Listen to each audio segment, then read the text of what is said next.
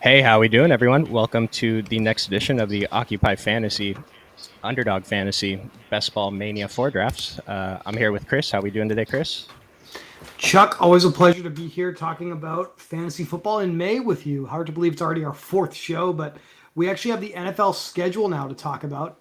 A new Mhm. variable, the variable that will drive almost certainly all of the decision making for the rest of the spring and summer here. Week 17 matchups was a popular topic last year and will be again this year. So happy to get some of your early takes on what we learned last night with the schedule reveal. Well, the number one thing that I noticed was the Titans get Houston Texans twice during the playoff weeks. And if we're going by historical type of performances against teams, Derrick Henry does very well against the Texans. So I imagine that alone is enough to raise Derrick Henry's draft price a couple spots at least. Um, yeah, what were your early thoughts on what's I, going on? I I won't disagree. I mean, I already had Henry as my number one running back going into the drafts here, so obviously that was a very, very good result for that, if that's going to be correct. Things that stood out to me, we got a Dolphins Ravens game in Week 17, which I think is very appealing. That was one of the game stacks that we called out last year in the NFL season when those two teams played. That was extremely popular and was very high scoring. So will be hard, admittedly, for those teams to meet that expectation again. But that's a pretty tasty matchup in championship week on December 31st. And then I'm sure, based off of how a couple of early drafts have gone for me on the show with you, Chuck, the Bills and the Patriots in championship week as well is something that I'm focused on personally. But a lot of stuff here we'll be able to talk about, not just tonight, all spring and summer as we get to build more rosters together.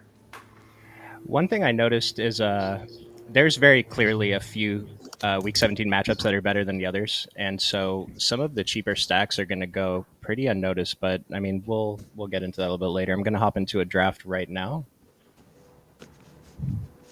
I've seen some people on Twitter talking about Week 17 is everything, and then I've seen the opposite argument that people are going to focus too much on Week 17, and Mm-hmm. it's something that's hard for us to control. But I think that to me all the money's in week 17. A point in week 17 is worth 1,000 times what it's worth in the regular season. And so building for week 17 does have advantages, but just I don't think we want to get away from good roster construction. Don't reach too much just to try to stack. It's kind of like this player's slightly better, but player B has that week 17 correlation with our team. Just find a Yeah. balance, I think.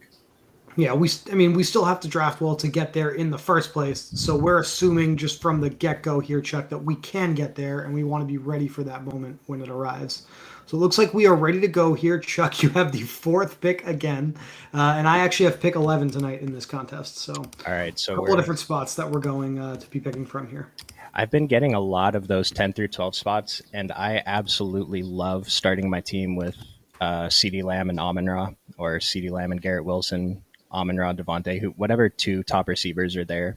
CD and Mhm. Amon Ra are my favorite two, but I really like this back of the draft spot uh, for those guys specifically. On the last show Brian and I did, I was able to stack Kelsey and Mahomes. I'm not sure if you Mhm. caught that. So that was I kind of did. an interesting build for me. Don't think that's going to happen this time. I don't think Kelsey's ADP has come down a little bit, which sounds Mhm. absolutely stupid to say when he's going sixth overall. But I know you took him at the fourth or fifth spot in one of our first shows, so Mhm. that's kind of coincides with I think the rise of Bijan, who's now going. Well, he's down to 7.2. It looks like so. Maybe I'm speaking out of pocket a little bit here. Have you taken any Bijan yet in this contest, Chuck? Yeah, so I did about 20 puppy drafts since the last time we drafted, and then I'm in 10 Okay. slow puppy drafts. So I didn't take Bijan a Okay. single time, I think, in the fast drafts, but in the slow drafts, I had two seven spots, and I did take Bijan both times. Okay. So I guess I'm probably about with the field. If you pick these guys 1 out of 12 times, then that's an average exposure. So with this fourth pick, I've been leaning towards Cooper Cup. Actually, I'm going to take Cooper Cup just because we already did a Miami stack on stream, and Okay. Cooper Cup. I believe in Cooper Cup. Really I, easy to I stack him with Matt Stafford at the end of drafts too. I do not think you need much more complex analysis than that. We all know who he is and what he's capable of when he's healthy. So solid pick in the first round here. One thing I will say that I've noticed from just doing a few of these drafts, getting a better feel for them, is I really like, and it'll be easier to see once these picks are in, but around the 2-3 turn, I like the running backs so much more than the wide receivers, and I think that a few of the value receivers in the rounds 5 through 8, I've been kind of taking running backs a little bit earlier and relying on this middle round wide receiver value and just stopping it. I had a draft where I had 4 running backs, a couple with 4, a couple, most of them are going to be 5 anyway. But that's one spot that I'm noticing. I think the field is overcorrecting a little bit too much in taking these early wide receivers. I'm going to try to pull off your favorite move here if it falls to me and go Lamb and potentially Amon Ra, as long as Jakku 3 here doesn't snipe me. So he probably will. Bajan almost made it to me. I have not taken any Bajan yet, Chuck. So I think I'm probably going to do a couple of contests off stream, and hopefully I can get him in one of my builds here, because I definitely don't want to. The FOMO is real at this point. I think it's going to be a really strong year for him. Jonathan Taylor off the board here, and of course Amon Ra. All right, I have to make a decision what I want to do here. This is actually kind of a tough spot. I don't have a pick that I love. I do think I will probably just take Eckler. The whole trade me, don't trade me situation with him does scare me a little bit, but a little bit of value. He does go at the end of the first round. I got him at the top of the second. I can live with that here. Yeah, I mean RB4 off the board seems great, and I'm not a fan. I'm having a tough time buying into Garrett Wilson being drafted this high. Yeah, that's exactly what I was just wrestling with. I'm not. I feel like he's going about a round too early, so I don't. And I'm not. I could be way off here, Chuck, but I just feel as if 40-year-old Aaron Rodgers is a little too close potentially to Russell Wilson's first year with the Broncos, and not as close to Tom Brady's first year with the Buccaneers, if that makes sense. So I get that. Yeah.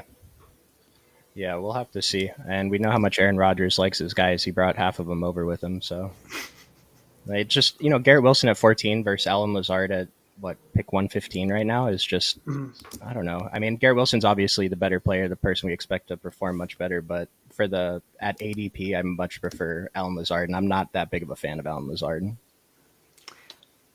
what are you thinking here, Chuck? You took Cooper Kupp in the first round. Do you need a running back here, or are you looking to double up at receiver? So Chubb is usually my pick here, but if you guys can see on the screen, I should have explained this. This is a week 16 matchup, week 17 matchup. Then this number is the ADP change over the last week. I'm just going to go ahead and take Chris Olave, just since this is the first stream I've done since I have the week 16, week 17 information, and just get that week 16 correlation with the Rams and Saints. All right. And it's hard to argue with two of the clear top weapons in their respective offenses there. Now that you're off the clock, I did want to ask you your thoughts on Saquon Barkley and the New York Giants. That's kind of a situation I don't really know how I feel about this team yet, Chuck. I think it was a lot of smoke and mirrors last year on their way to the playoffs and ultra efficiency. Like, they ran pretty hot last season. I don't know if that luck is going to stay on their side here in 2023.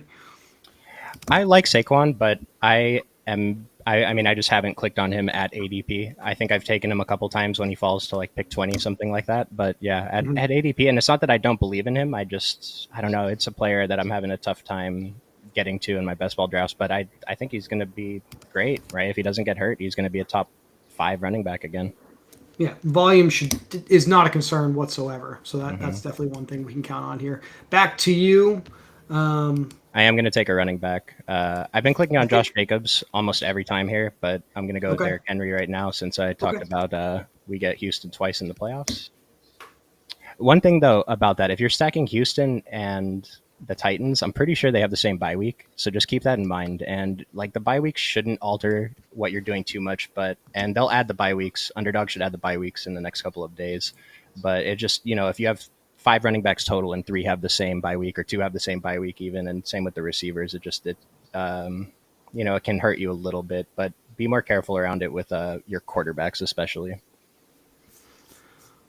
Being so close to the end here, it's really hard for me to make a plan until it gets a couple picks closer to me. I don't think Jacobs is going to make it all the way to me. That would be someone I would look at, and of course there he goes. I am mildly interested in the combination of Jackson and Andrews, but that seems like a stretch at this point as well. So let's just kind of see how the board falls to me. Maybe an opportunity to just little bit of serendipity, and maybe I am going to get Justin Fields tonight. I did make him the cover boy of our stream, so I don't mind Justin Fields at sorry, at his ADP. Lamar's coming up. I've seen a few people take Mark Andrews and Lamar Jackson at this 2-3 turn. Just guarantee the stack. It's kind of a unique stack with Justin Jefferson, and I don't hate it. I think it's paying way too much for a tight end, but to lock up the stack, if you draft the rest of the rounds well, then it can be pretty. It can be really good if it works out. so that's a player I have been unable to click on, and Calvin Ridley. Andrews here, Jackson gone. I do.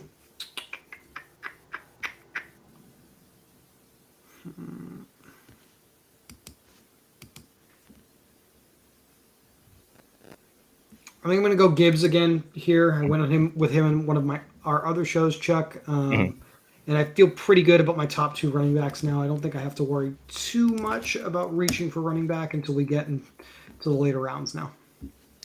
Yeah, like I said, I'm taking a lot of running backs early, so kind of the builds that I really like getting to involve taking two running backs a little bit earlier. My third running back around pick 100, and that maybe Jamal Williams, Alexander Madison's probably going to jump a few picks now, but in that kind of range, and then taking two guys at the back of the draft. I think Tank Bigsby is my favorite late round running back target right now in that range, and then just round it out with another guy, and you're good at running back. Thinking about Justin Fields. Yep, and that's what I'm going to do here. Something Brian and I talked about in the last show. I wanted to get some of your thoughts on what do you think about this idea of unbalanced stacks? So I've got Justin Fields on my roster now, right? I've got a Falcons matchup with the Bears in Week 17. Do you think I should be more interested in a couple? This is maybe a poor example because the Falcons are also a run-heavy team, but just in general, what do you think about this idea of running like a couple of receivers on the other side, maybe unlinked with their quarterback, because we've got a quarterback now on our roster, or at least on my roster, that's extremely run-heavy? Oh, I like it. It seems good. Were you guys talking about that with Anthony Richardson as well? We were. Yes, we were. Yeah, kind of the same idea. I think it's great. If Justin Fields gets there in the first half, then I mean, or even if he doesn't, I think the way it works out, the correlation is awesome there. And I did draft Justin Fields in at least one of those Bijan drafts that I started. That's a very, very good start for sure. I just, as much as I still like Fields because of most because of the rushing production, I still have a hard time justifying DJ Moore here in the fourth round. I don't think the volume is going to be there, and the efficiency has to be perfect for it to warrant this pick here. Right. And so here, the last time I based my pick on the Week 16 correlation, which, whatever, we're doing it for the stream right now. And there's another Week 16 correlation with Kenneth Walker, but you can see he's fallen 5 spots in the past week. I think he's going to fall even more. And so I don't really care about this. And there's other Seattle guys I'm going to get later anyway. Tyler Lockett's going to be my highest exposed player by the end of the drafting season. So Mike Williams is a guy I wasn't getting to that much, but I think I've come around on him a little bit in getting more of the Chargers offense. Just a throwaway comment that we're going to be drafting a ton of Tyler Lockett here. I do love that, of course. He's my favorite Seahawk receiver, and just seems like he's going in a decent spot here, one that'll be easy to click on. So probably something I will tail chuck. I will probably have a healthy amount of him myself. Okay, Amari Cooper came off. I got to get him off my list here. Let's take a look at on my end, looking at the board. So you have really, really interesting build here with Kupp, Olave, Mike Williams, and Derrick Henry. Do you you did mention, of course, Stafford being extremely cheap. Are you interested in Herbert here? I think he's going to come up sooner than the other quarterbacks there. So Justin Herbert, in the 500 drafts I did last season, I think I clicked his name once. And this season, I don't think I've clicked his name yet. So okay. I don't know if. I think that answers the question, Chuck. Just a guy I have a tough time getting to. I don't know. I'd rather take two of these guys than have Justin Herbert and a cheap guy down here. The guys in the 89 to 122 range: Goff, Geno Smith, even Aaron Rodgers. I think at ADP they're a little bit stronger. And now I have him staring me right in the face here, but. So I have 3 strong receivers. I have a strong running back. Miles Sanders and Aaron Jones are good picks here. Michael Pittman's a good pick here, I think. I think I'm going with Michael Pittman, though. All right. It's just with my Derrick Henry anchor running back, I can take two more in the next couple rounds, and I'm going to buy in a little bit that Anthony Richardson isn't terrible. I'm not interested in drafting him at his ADP though. I mean, looking right here, he's risen 9 spots in the last week. He's up to 84.5. I think he's like QB 10 right now. Is that kind of high? Yeah, Or no, I know you're high on him, but I've got him. Let me actually flip over to my raw rankings here. I have Richardson QB7 for the season. okay. So, um, surprising name. The only surprising name I think I had. Well, I guess seven's high, but I've got Deshaun Watson ahead of Richardson. But the other Mm, guys, I have Allen, Mahomes, Hurts, Burrow, and Jackson. So I'm okay. still betting on Watson looking more like the guy we used to see in Houston than the guy we saw for 5 weeks last season. Maybe that's a little optimistic, but that's kind of where I am on the season long projection right now. I'm a little higher on Deshaun Watson too. Just that I don't think he's going to be as bad as last year. If he gets close to what he was before, then he's a great value pick right now. Yeah, and I mean, obviously, everybody knows the legal what was a legal situation there that came up. Being removed from that, getting his legs back under him on the field, having a full off season, knowing he's eligible to play Week 1. Those are all factors that I think will lead to more efficiency for Watson here in 2023. All right, so there goes JSN off the board. I've got a 1-2-1 here, so I feel like I need receiver desperately, and it's going to be Mike Evans. I've taken him a couple times, I think, on stream with you, but Mr. Consistency, 1,000 yards every season. Maybe the efficiency drops here finally with Baker Mayfield or Kyle Trask under center, but I'm not going to argue with him here at this spot. My best argument in favor of Mike Evans is just, what if they don't suck? Then right. we know who he is and what he's capable of, and so therefore, let's just bet on him continuing to be that guy, right? Mm-hmm. All right, and there goes Herbert. This is the Dameon Pierce comes off. All right, we talked about him. I can't not do it, Chuck. I'm going to take Tyler Lockett here. It's all right. It would have been wishful, I think, for him to make it back to me anyway. So rather you get him than, one of these guys. On the kind of the same note as Tyler Lockett, and we saw Jackson Smith go off. I'm having such a tough time buying into DK Metcalf this high. I get it because he has that Week 17 spike potential, but just given the price of the other two receivers on the team, I don't think that he's worth 2-3 rounds more than Lockett and Jackson Smith. Yeah, I think the production there by the end of the year, as far as average points go, will look pretty close. And I mean, I'd rather take the guys going the lowest on the ADP totem pole here. I don't think I have any interest in Geno Smith here, just because I've already got who I want to be my quarterback one all season long. Dalvin Cook now going 67th. I feel like the steam that he's going to be either released or traded is getting or is elevating by the day is kind of what I'm looking to say here. Zadarius Smith was shipped out by the Vikings today. I don't think Madison's ADP is up a couple spots. I think I tweeted yesterday it was 102.9. It's now 100.6. I think my fear here, I still like Madison, Chuck, and I know you're on the clock, so obviously make your pick. I wouldn't be completely shocked. This is just pure speculation by me, by the way, no inside information. If they add another running back, like you've got Ezekiel Elliott and Leonard Fournette out there, it just feels like maybe it's a salary saving move for them to move on from Cook and then maybe bring in one of these other early down grinders that have had success in their careers to fill the void. That's probably what's holding Madison's ADP in check a little bit here. Let's say Dalvin Cook is released tomorrow and there's nothing announced. They don't sign another running back yet. So with the information, how much do you think Madison's draft stock rises?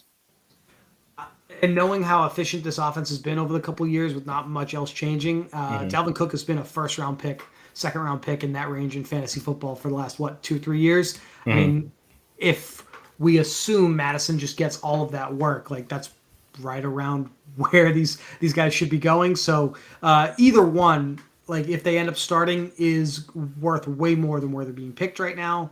So to go with your scenario here, yeah, I basically have no problem right now, Chuck, taking Madison at his spot basically every single time I have the opportunity. I like it. I've been drafting a fair amount of Madison too. One thing I wanted to ask you about. So we're talking about the Vikings right now. Jordan Addison's come up 8 spots. Kadarius Toney's come up 7 spots in the last week. What do we think about these two receivers specifically? Because I kind of think Kadarius Toney's getting a little bit. I recognize the potential, but I think that people are assuming a little bit too much or banking on it too much. While Jordan Addison, I'm pretty high on Jordan Addison right now.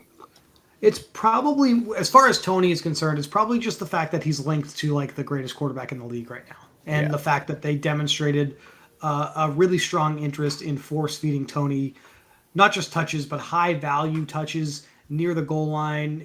Short yardage situations where they want to get him open and utilize his speed. So we see that for a full 17 game season. It's not out of the question that he's not only the number one receiver in Kansas City, but probably worth significantly more than a 7th round pick. So I noticed you punted on both and went with Darren Waller here Yeah. instead. Yeah, just last second decision. Again, I saw the correlation with week 16, week 17, and I'm already on that theme. So I don't mind getting Daniel Jones as my QB1 if I can do that. I like it. All right. We're coming up on 83 here. I'm going to be honest, I don't really have a tremendous plan here as Deontay Johnson comes off the board. That ADP is going to keep rising. He's going slightly ahead of 84.5 at 82 here. Let's see. I think I talked about this player on the last show with Brian, how I feel like there's not a ton of competition there. I feel like the ADP is too low, and I'm going to take my first share of the season here on the show. It's going to be James Conner with the Arizona Cardinals. It's going to be my 3rd running back off the board here in round 7. Yeah, love that pick. And now I've really got like a pretty stable group here. I think on the last show, I definitely went a little wide receiver heavy. I took 10 wide receivers, probably a little much, but this is another start at running back where I would definitely be willing to do something similar if the board falls to me a certain way, just because I feel like the way I've constructed this roster, I'm already sort of counting on at least 2 of Eckler, Gibbs, and Connor being worth having as my top 2 running backs every single week. So Brandon Cooks comes off. I don't love Dotson at ADP right now. Let's see here. I'm going to reach here a little bit just because I have him ranked very highly on my board. I think he's the top receiver available for me by fantasy points. And you just have to make a decision when you're on the clock. So Juju Smith-Schuster comes off the board for me probably a little early, but this is a player that I think is being undervalued by the field right now. So I'm more than happy to take him almost every single time I can in the 8th, 9th round. I've been taking a lot of Juju. He's a player whose ADP I expect will go up. I mean, we hear one good thing about Mac Jones, and he's going to be the number 1 receiver. I don't see any way he's not. And I don't think the Patriots are that bad. So, not only that, I mean, with the quality of quarterback play they'll be going up against, the Patriots are going to be in a lot of these trailing game script situations where they're going to be forced into throwing the football. And as you mentioned, Juju's going to be the guy. So like it. David Montgomery, Javonte Williams off the board here. We're back in a range, Chuck, where I feel like I like the receivers a lot more than what's left at running back too. So this is a part of the draft where I'm more than happy to start loading up at pass catcher. I think I'm going to go for Daniel Jones. I really hate to reach for him. I might wait till pick 100, but what are your I mean, obviously now that we know the correlations and everything like that, it makes it probably a little easier mentally, but we're entering a range in the draft where I know I fall into the trap of just kind of taking the same guys over and over and over again. Curtis Samuel, DJ Chark, Rashid Shaheed is another one. These are guys I have ranked pretty highly, and I definitely don't want to end up with like 100% exposure. So I'm almost trying to force myself to pick other players now that we're at this range in the draft. But obviously, you've got a decision to make here, and I'm curious to see where you go with it. So the thing is, I would prefer not to take Daniel Jones. I kind of would want to just wait and see if I can get him at pick 100, but there's not a player above him that I'm dying to have So it's like if I miss out on Daniel Jones, I'll be disappointed. But if I miss out on one of these guys, I don't care. So I'm just gonna reach a little bit for Daniel Jones. And lock it in. And we did something similar when you had the Miami stack the other Mm-hmm. night. So I don't hate that here at all for you. Um, One thing I haven't looked into as much is because I'm gonna have Matthew Stafford on this team if someone doesn't reach for him a lot. So having quarterback versus quarterback in week 17, I have not taken a look at that kind of correlation yet. I'll have their receivers, so there's going to be something there, but I'm not sure if maybe I'm kind of capping my upside or if it might help a little bit. well, you're playing for that game stack. And so obviously you want those quarterbacks to be good throughout the season. And Mhm. you're just betting on that game being the best scoring environment of week 17. So relative to just week 17, I do think it raises your floor in that week a little bit. So Yep. if that's what we're concerned with, I feel like you have to feel pretty good about it. Nice.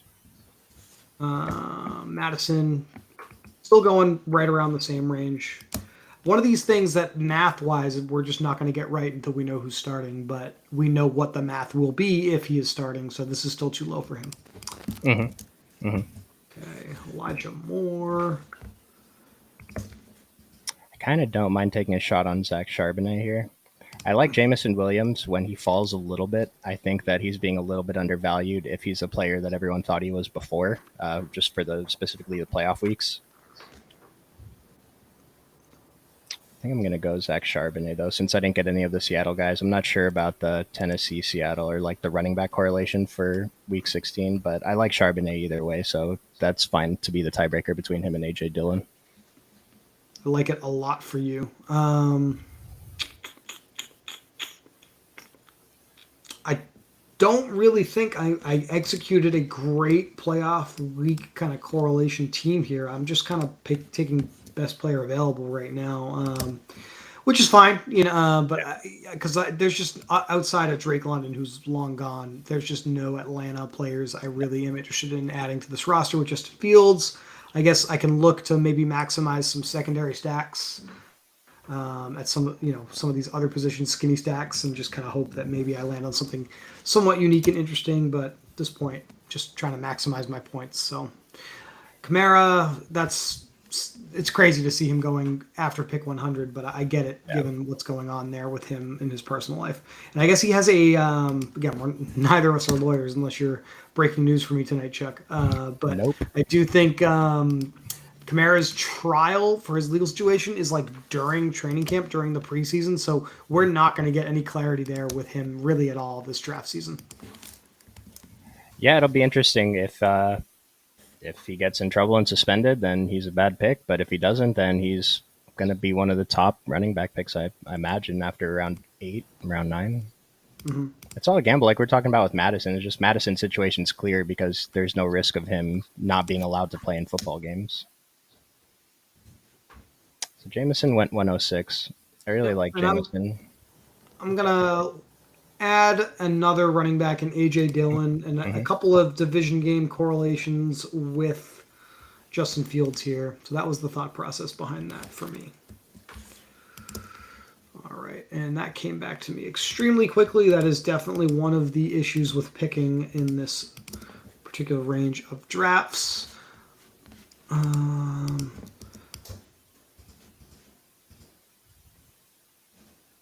Okay. I like Tyler Boyd a lot. I don't have any real connection to him yet in the way I've built this team, but just looking to add another high upside receiver, and heaven forbid anything happens to Chase and or Higgins, Boyd's role is obviously going to be that much better. So I like having exposure to one of the better offenses in the league when I can get it here in the middle of the draft. I have the same thoughts on Boyd. Been drafting him a bunch. I think he's good either way, but if one of those guys goes down or T. Higgins is gone, then it's just crazy value. On Lazard, Odell Beckham, who I'm Beckham's another player I definitely am having a hard time justifying taking at this ADP. Obviously played very, very well down the stretch 2 years ago for the Rams and in their Mhm. postseason run. He's had more than enough time to heal, but it just remains to be seen what he's going to be able to do in the Ravens offense. I don't think that's a player I'm going to click on intentionally one time this whole offseason unless he falls for to 7 rounds. I just have no interest. If I'm wrong and he's great, then fine. But there's a lot of guys around him. Like he's not going to outperform all of them. So you heard it here. Occupy Fantasy Best Ball drafts. We are extremely anti Odell Beckham. So I expect Odell Beckham's father to send us some tapes to evaluate. Okay. Darnell Mooney comes off the board, and I never even once, even though I have Justin Fields, thought about taking Mooney here. That probably speaks to how I feel about the Bears' passing attack here. Rashad Penny. I might be a little more interested in the tight ends, though, if they're still there. We've got two of them, I think, now to reckon with. I've got them projected similarly. Cole Kmet and Bob Tonyan came over from the Packers to the Bears. I do think Tonyan hurts Kmet Mhm. quite a bit. I'm just not sure what that ends up looking like in reality, though. Well, if he can stay on the field at all, Tunyon, Mm-hmm. we'll see. So here, this is weird for me because I'm not that happy with my wide receiver room. I kind of didn't take a wide receiver for 5 rounds in a row, and now I still didn't take a wide receiver. And then I don't think I'm going to take a wide receiver next if Jamal Williams is still there. I'll take Sky Moore if Jamal Williams is gone. But like I have 4 strong receivers, but they're really not that strong. I have the wide receiver one, I hope. Chris Olave, Mike Williams, and Michael Pittman. But then my next 4 receivers are going to be kind of weak, even though I'm strong at running back. I think it's mostly taking the tight end early that makes my rosters not look as pretty to me. Like Darren Mm-hmm. Waller, I'm fine with. I think maybe he's going a little bit too late if he's healthy. But I don't know. Look at this team and Cooper Cup had 4-4. We started with a 1-4-4-1 for the first 10 rounds. I don't think it's optimal. I would rather have 3 running backs and 5 receivers at this point if I took an early tight end, or just have 6 receivers and no tight ends yet. Yeah, I'm thinking. I mean, I have no tight end yet, so I do feel Mhm. where you're coming from here. I don't love that at all, and I'm looking at my options, feeling kind of that FOMO of not having one of those top guys. But I do think the upside is there with some of the options that are still left. Mm-hmm.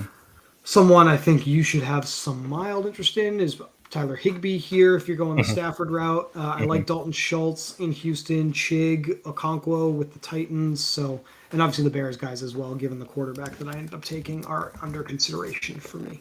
Oh yeah, my Those, my one of them, my favorite 2 tight ends are easily Tyler Higbee and Chig Okonkwo. Just at their ADP, I think they're both very undervalued. And Chig, I'm kind of hoping for a breakout, but Tyler Higbee, even if he just does what he did last year, he's still going way too late. and then just given the receiving options I have, I mean, I'm mildly interested in adding Geno Smith if he is Mhm. there, and he's not. So pretty much anytime I say I'm mildly interested in somebody, they hear me and they take him. So there we go. All right. Jarek McKinnon. This range feels okay. I don't love it, nor do I hate it for McKinnon, but we saw that ridiculous touchdown efficiency in big spots last year, and hard to believe that that will not happen again if he's getting the work. So I'm up after the Harry Potter fan before me here. So let's see. And this is a spot where I could very easily fall into the trap that I've been in all season long as we begin these drafts. Chuck, I just gravitate towards DJ Chark at this spot if I don't know what else to do. And Yeah. it's not getting any easier when one of my stack targets comes off the board. So, because Yeah. I This. have no interest in Mingo or Thielen are the Mhm, top mhm. ADP wide receivers here, but and again, we're all guessing to some degree. I think the talent with DJ Chark is the way to go here. I think so. Little bit of correlation with. Hold on a second here. Yeah, I've got Chark. All right, good. I thought about Jalen Hyatt for a brief moment just because there's a little bit of week 17 correlation with CD Lamb, who's my top receiver. But Mhm. given the fact that I don't have Daniel Jones, it's not something I'm as passionate about here, which Mhm. might be good news for you if you have interest in Hyatt, if he makes it to you. If he makes it to me, I'm definitely going to take him. It's like Jalen Hyatt is a very, very obvious snap pick for me. Just I have the quarterback correlation, I have week 17 correlation, and I need a wide receiver. So, but on the Carolina receivers, Jonathan Mingo's come up 15 picks in the last week. Like I already thought he was too expensive a week ago, and now I think it's kind of a mistake. Like he could pay it off certainly, but I think the field is just hoping for a little bit too much. Mhm. DJ Shark. Yeah, it's like my later receivers are going to be very similar to yours. I love Juju. I love Tyler Lockett. I love DJ Shark. I like Tyler Boyd. And of course, I think I spoken correctly. The Cowboys play the Lions in Week 17. I apologize to the viewers for that error. Um, I'm happy to click on this player when he's here in this spot. So Antonio Yep. Gibson at pick 134 is the way to go for me here. Same. Same. And what's up, Swag Lord Ken? Thank you for calling us gentlemen. We appreciate that. He thinks highly of us, and that's what's important. So we're going to get Ken on the channel, I think, at some point this weekend. Chuck, I think you and Ken are going to potentially do a show together. We're just still figuring out when that's going to be, given the fact that we've got a little bit of a holiday going on this weekend. But obviously, once we have a decision on that, for those of you who are watching, we will share that in our Discord and on the channel here. We'll get that scheduled for you. Nico Collins, I know that's a player you have been taking quite a bit of, Chuck. Feels like he is rising a little bit. Maybe I'm, again, out of pocket on that. Let's check the ADP. 145. So, yeah, he's definitely rising if people are starting to reach for him here in the 130s. And he's a player I've seen get reached for pretty frequently, so I'm kind of wondering why his ADP isn't shooting up a little bit more. But if we're going to gamble on these wide receiver ones, like it's not comparable to Garrett Wilson, but I'd rather just take a gamble with the 12th round pick that Nico Collins is at least a wide receiver 2 by the end of the season. And just going back to Mingo for a second, I mean, people always get enamored with the shiny new toy in these offenses, right? And that's what he is with Carolina. I guess coming into Carolina with Bryce Young, maybe they get a little bit more work in rookie camp together, so it helps build chemistry. But situations like this can easily fail, and I think the risk is much higher than the reward here at the ADP with Mingo. I think so. And this is the problem with waiting on receivers because receivers are just dead now, and I'm just drawing dead. I don't like anyone at ADP, and this is a disaster. I guess I'm just going to take Chig, second tight end. I don't need one. I'm done at tight end. Yeah, I'm not very happy with so this is one thing I talked about. People are going wide receiver heavy. So I was scooping up the value in running backs, but now my wide receivers are so bad that I have to reach for late round wide receivers and pay a more expensive price for them. It just has me in a tough spot. Kendry Miller comes off. Okay. Gallup. I mean, you got to make the best of the situation that you're in at this point. But we know when we build out a portfolio of lineups here, we're going to inevitably end up with some that we don't love. And what's funny about that, Chuck, is we can say right now here on May 12th, like, oh, I don't really love this build. It's extremely possible it ends up being one of your better rosters. You just don't know what's going to take place. So just to give you a little bit of hope going into the season here, this roster may not be completely dead. I mean, so the way this roster wins, Cooper Kupp fills wide receiver 1 every spot. Chris Olave fills it almost every week. Mike Williams fills it almost every week. Mike Pittman's in there almost every week. And then one of these running backs is in the flex every single week. And then I have a chance. And so Tyler Higbee, I mentioned he was the other tight end I liked. And I already have Cooper Kupp. I'm planning on getting Matthew Stafford. The reason I didn't take Tyler Higbee is because I'm not worried about tight end. I have Waller. I have my favorite tight end in Chig. But there are 2 receivers on the Rams that I'm okay picking towards the end of drafts that I'm going to get at least one of them, if not both of them, depending on what the other receivers look like. The rookie, Puka Nakua. Okay. So I was going to ask you who the other one was other than Van Jefferson. So obviously that's him. So I don't hate the call at all. I'll be honest with you. I haven't looked into Nakua a ton myself. What draws your eyes towards Nakua? What do you think is the attraction there? Just opportunity. Van Jefferson's the presumed wide receiver 2 right there. I don't even know who else is on this team right now. I'm sure we've still got preseason legend Lance McCutcheon kicking around. I think Tutu Atwell is on the roster as well. So basically, you're basically telling me you don't think those players are real threats to any production that this rookie can bring to the table, right? Well, I mean, I don't hate the call. I think it's just a gamble on upside, which I like. Exactly. Yeah. So the only thing that we know just from a macro perspective with Sean McVay in the Rams is they do tend to ease rookie players into bigger roles. So That would be the only risk I would say with Nakua, at least as Hmm. far as I'm concerned, knowing that about the staff and how they treat their young players, unless they're truly just dynamic talents. Hmm. So we'll see what shakes out with Nakua, but again, over 600,000 people entering this contest. You got to take some shots somewhere, and there are certainly worse ones than that. I was really hoping Higby would make it to me. I still have not selected a tight end, so I feel like I'm drawing pretty thin at this point. So we'll see where I end up.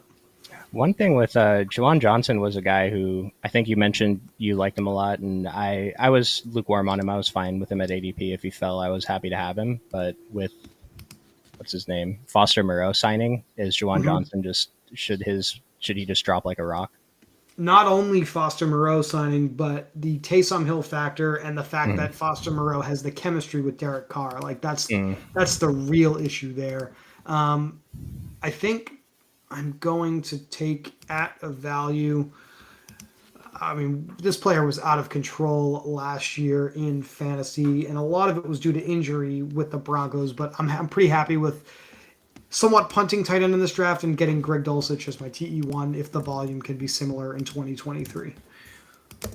I don't mind Greg Dulcich as a tight end one. Do you think you'll end up taking two more tight ends?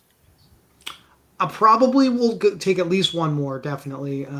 We'll see how the board falls. I am interested in Tanyan just because I have Fields here, so that's probably at least one of them. But yeah, we're basically at this point, we're in a range where we're just hoping we get the right, TE8 through 12 or whatever on the season, right? Because that the whole range of players after wherever you want to draw the line for the real good tight ends, Hmm. these guys are basically all the same. So Right. Dante Foreman. Um, I said I was disappointed that I only had four receivers, and that was 3 or 4 rounds ago. I still haven't taken another receiver since I said that. So we're I probably guess just going to take five. Yeah. at ADP, I guess I will take the number one pick in the draft, Bryce Young, since I already have who I believe will be his number one receiver in DJ Chark, and I'll finally get my first pairing there. So I think that's a pretty good late stack to hit. Knox and Pickett.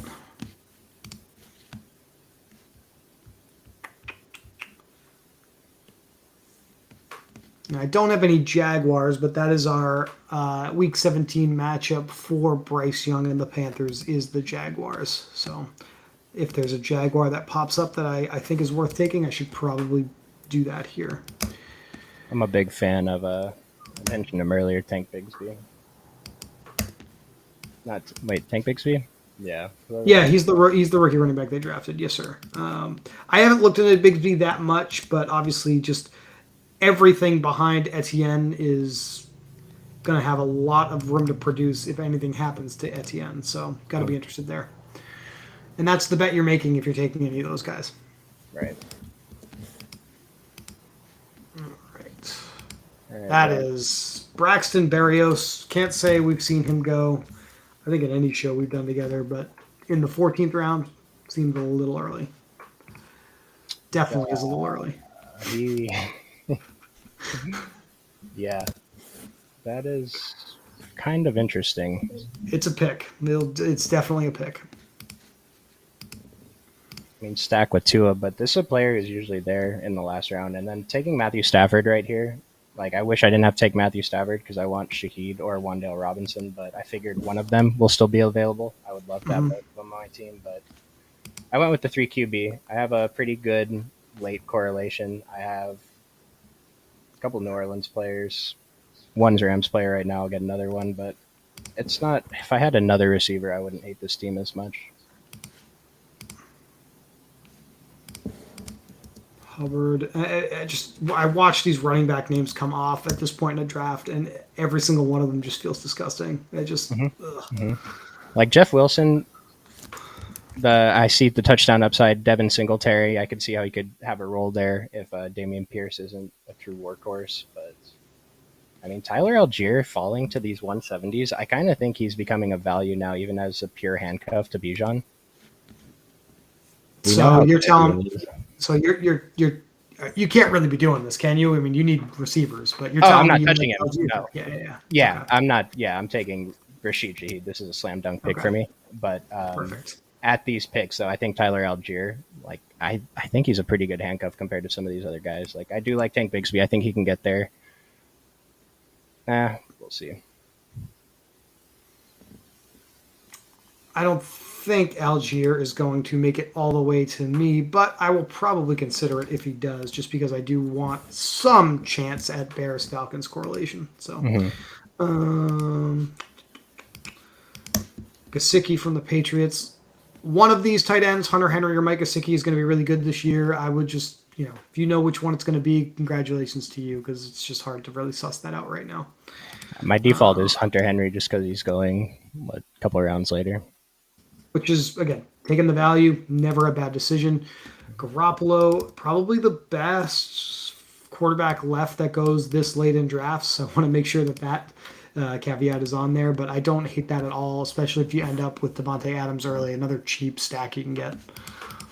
Marvin Mims. All right, so it did fall to me, so I will live up to what I said. And yes, the math here is not going to support a big season for Tyler Algier.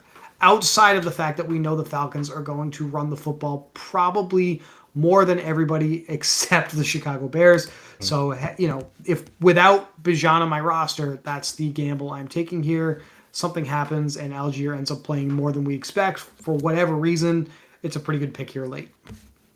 I like it. And I'm probably done at running back now that I have 6. Pretty sure I'm done at running back with my 5. I might be a little bit too strong at running back actually, but it's a good problem to have, I guess, if I'm right about the late receivers.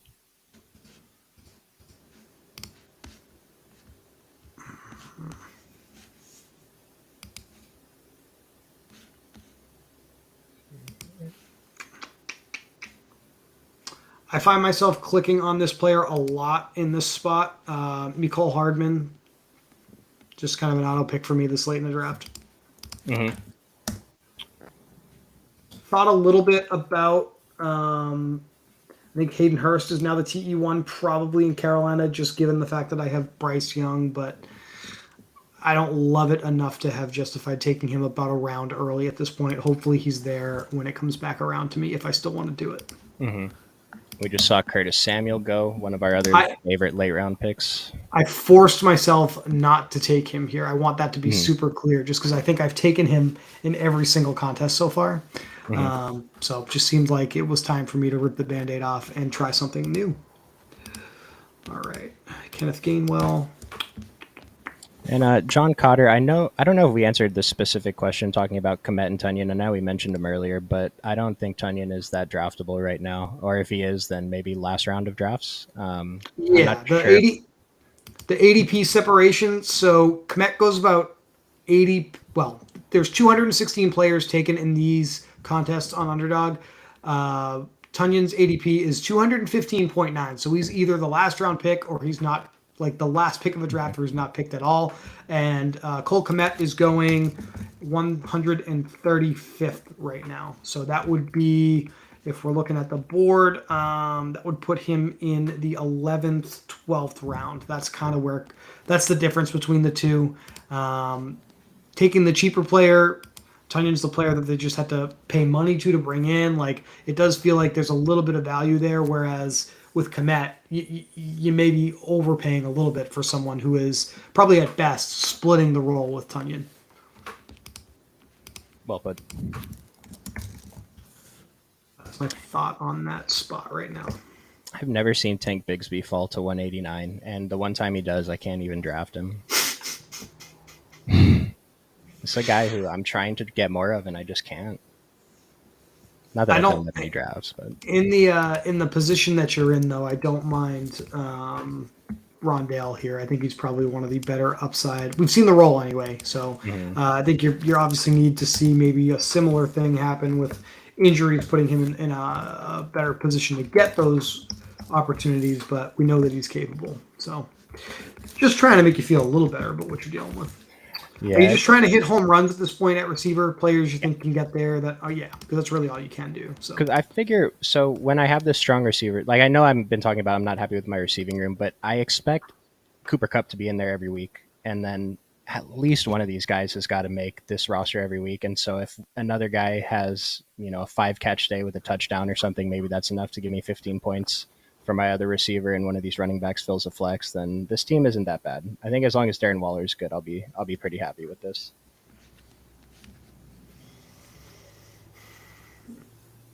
All right. Well, I timed out, but it worked out because we got Khalil Shakur. Thank gosh. I didn't know I was on the clock. Disaster. I'm pretty sure that would have been my pick anyway. I could have went with Paris Campbell. Get a little bit more Giants correlation, but do you have any early read on? I believe it's Justin Shorter. It's the day 3 pick at wide receiver for the Bills. I mean, I think anything that would lead to him getting drafted is just purely a belief that he's in one of the better offenses in the league. I haven't really seen much attraction there, but I think that's of day 3 picks that aren't really being talked about. I mean, mhm. I'm going to focus on these players tied to these elite quarterbacks. Is basically, I guess, the larger point I'm building towards here. I know nothing about Justin Shorter, but like you said, just the fact that he has Josh Allen throwing him to him, he probably has some value.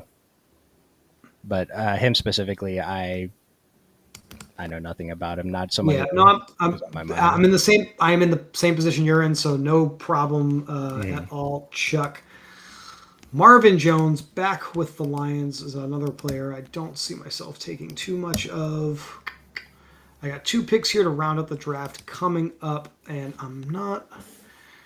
Well, I do think I definitely need a second tight end. I'm not just going to roll with Greg Dulcich. I think I do feel as if I want to take another receiver. I'm going to buy a little time and think about that further and just lock in Tanyan here because I'm not sure what I want to do yet.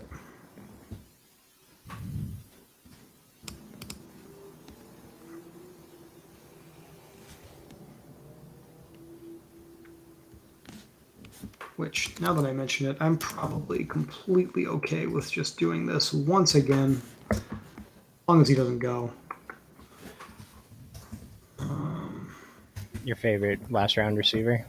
Yeah, I think you probably guessed what I'm going to do here. Talked about him on the last show with Brian extensively. I'm going to invest in what I hope is the slot receiver. One of the main slot receivers for Patrick Mahomes and Richie James Jr. is what I am going to pick here at 206. That's a gamble I'm willing to take pretty much most of the time, depending on what I need. But Yeah, so that's what I got here is Richie James as Tim Patrick comes off the board with the Denver Broncos in their crowded wide receiver room, but Tim Patrick, a very similar player to someone like Richie James, I guess. I think a little undervalued just given the overall context of the offense. It's just a worse offense than the Chiefs' offense, so that right. is the case there. You have one more pick here. What are you thinking with it? I think I'm going to take Tank Nathaniel Dell. I don't know which one's Tank. This is Tank Dell, right? This Nathaniel is Dell. Tank. Yes, yes, sir. Yep. Yeah, I meant to take my boy on Houston. He went a little bit early. I don't think I would have got to him anyway, but I'm like blanking at the end of the draft. Sorry, Nico Collins. I meant to take him since Okay. I had Derrick Henry, but it just this is the best looking receiver left. I mean, by name value. I mean, Robert Woods is Robert Woods, but it's kind of old. Just want the shiny Mm-hmm. new toy. Mm-hmm. I don't love any of these other guys down here. I could see an argument for a few of these guys, but I mean, I talked about Bukanako. I didn't even get I'll, Van Jefferson. I'll put it this way. I think the Panthers and the Texans are in kind of similar places as franchises, obviously picking at the top of the draft. One adds a veteran wide receiver on a big free agent dollars contract, is kind of at the end of his prime. Maybe his prime is already over to begin with. The other does the same thing.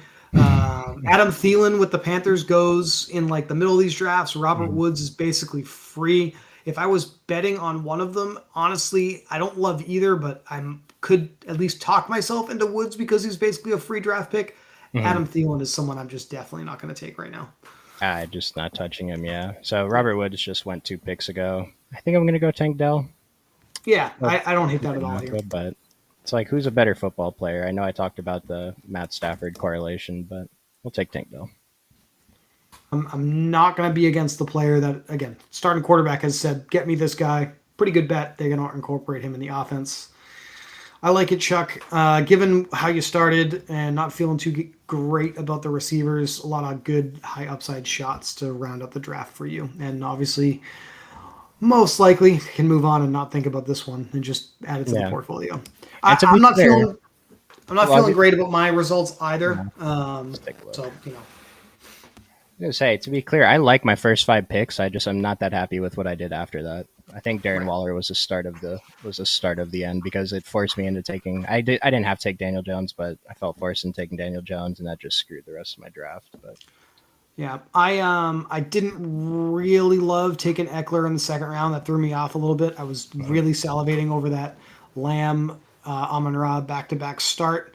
Got sniped out from under me, but I think under the circumstances, tried my best to build out some NFC North correlation with the Bears, but didn't get as much correlation as I was hoping for. In general, I got a lot of high upside players that I do like in my rankings. So again, you don't know which roster is going to end up being the best one you have. I don't think this one that I put together is completely dead, but definitely not going to be one of my favorites throughout the year. well, just get to the finals and Chicago Atlanta shootout And we have Tyler Algier scoring, 2 or 3 touchdowns for some reason. Be because in he's good the shape. starting running back in Week Yep. 17. Yep. All right. Well, Chuck, always a pleasure to draft with you. Mhm. As I mentioned midstream, we will do another show this weekend. We will announce time and everything for you all when we have it over the next couple of hours here. We just got to figure some of that stuff out on the back end with the staff. But appreciate everyone watching as usual. Should mention if you are not yet using Underdog Fantasy, you can sign up using the promo code in the link below the video. We'll match up to 100% of your first deposit, up to $100, so you can double your money and start playing some of these contests like Best Ball Mania 4 or Puppy Drafts. We'd love to see you guys in the Best Ball streets. That's it for me, Chuck. I don't know if you have anything else, but I do hope you have a good night. Nope. Yeah, thanks for joining me. This was awesome as always, and I hope everyone comes back later this weekend. We'll see you guys. Thanks for watching. All right.